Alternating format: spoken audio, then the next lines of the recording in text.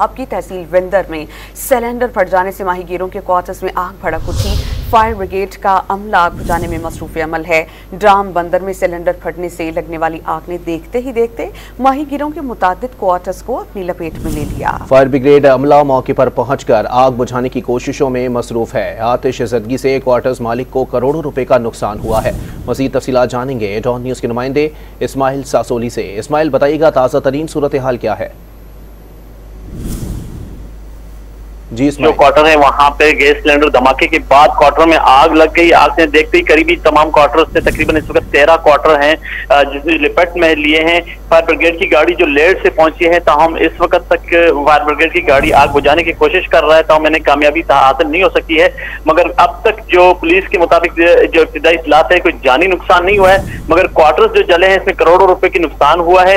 मगर करीबी दिगर क्वार्टर्स हैं उनको बचाने के हवाले से कोशिश किया जा रहा है ताकि आग पर काबू कर उनको बचाया जा सके। जी इस्माइल, इस आग को कितने दर्जे की आग करार दिया जा रहा है और इस वक्त इमदादी कार्रवाई को क्या सूरत हाल देख रहे हैं आप?